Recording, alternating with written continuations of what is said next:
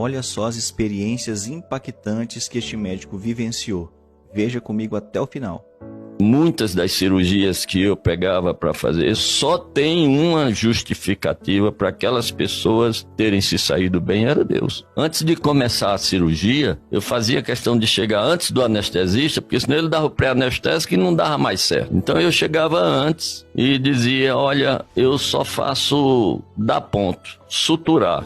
Quem cicatriza é Deus. Então, eu ficava sabendo que no hospital tinha alguém que havia sido diagnosticado como não tem jeito. Eu ia atrás e pedia o paciente para mim. E o que eu vi de Deus fazer de sobrenatural, nós ficaremos aqui muitos dias eu lhe contando vários casos em que essa palavra não tem jeito foi revertida por Deus. Claro. Vou contar um. Era dia do Jogo do Brasil, nós tínhamos 2 cirurgias de apendicite para fazer e eu fiz a primeira e quando foi para fazer a segunda eu já estava todo vestido, o anestesista sumiu. E eu comecei a chamá-lo e aí a enfermeira entrou afogueada e disse, doutor Luciano está ali na outra sala, porque o paciente da outra sala parou. Parou era uma expressão para dizer que parou de bater, parada cardiorrespiratória. Aí eu fui vê-lo. Quando eu entrei na sala, estava confusão, era um rapaz bem jovem, ele tinha acho que 18 anos por aí,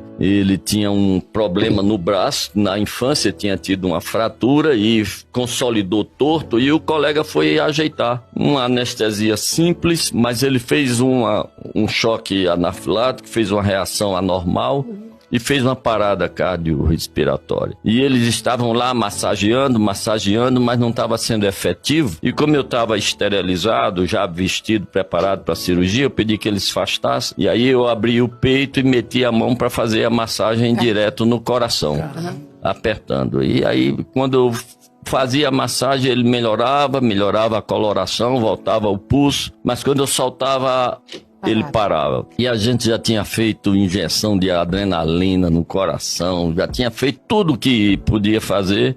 E o colega veio da UTI, trouxe o desfibrilador, tentou, deu choque de todo jeito. E eu me lembro que depois de umas 2 horas de luta, eles disseram, não tem mais jeito. E aí desligaram as coisas e desceram. Quando eu vi aquilo, eu digo, é a hora de Deus. Amém. E aí eu botei a mão e continuei fazendo a massagem. E comecei a pedir a Deus por aquele rapaz. E eu lembro até hoje da sensação de quando aquele coração bateu na minha mão, sozinho. Quando ele bateu, a sensação era que um cururu tinha se mexido dentro da minha mão. Aí eu tirei a mão, aí ele foi devagarzinho, e aí seguiu batendo.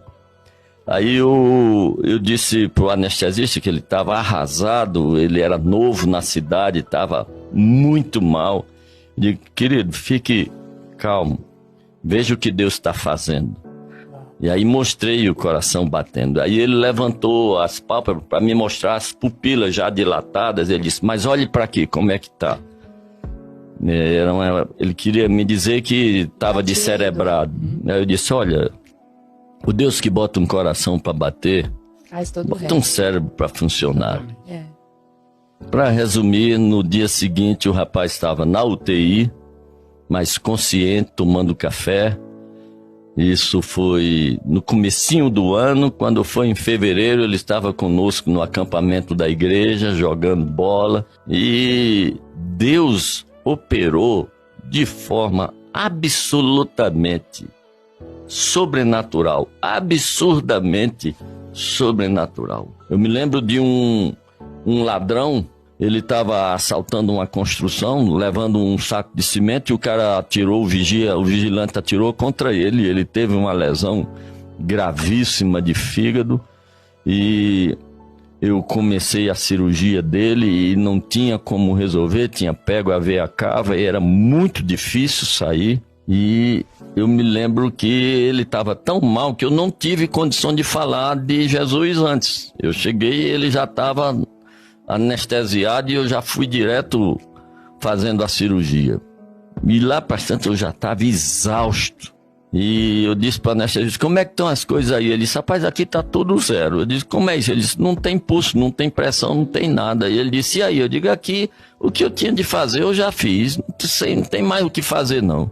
E aí me veio à mente, e cara, esse rapaz vai morrer, e se ele for pro inferno?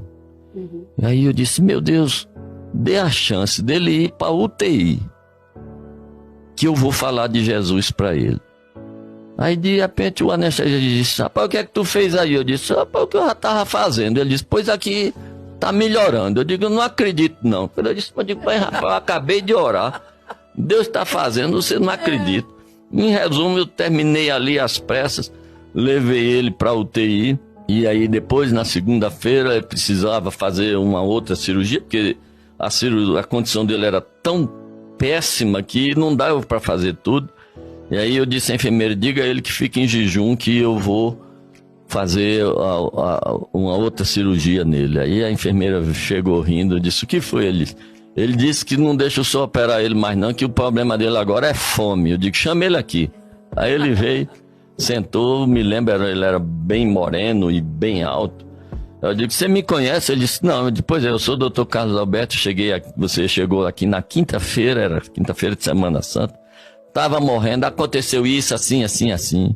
Eu orei por você, pedi a Deus para fazer um milagre. Eu disse que ia lhe levar para a igreja, e você não vai atrapalhar o milagre de Deus, não. Ele começou a chorar, eu sei, em resumo, que ele saiu, e saiu-se bem, e eu levei ele para a igreja.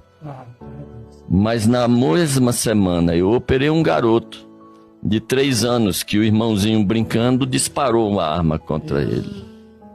E eu orei do mesmo jeito, mas não aconteceu o milagre. Isso me deixava muito perturbado. Depois eu entendi que a nossa obrigação é orar. Realizar o milagre é decisão de Deus. E aí, daí para frente ficou mais fácil.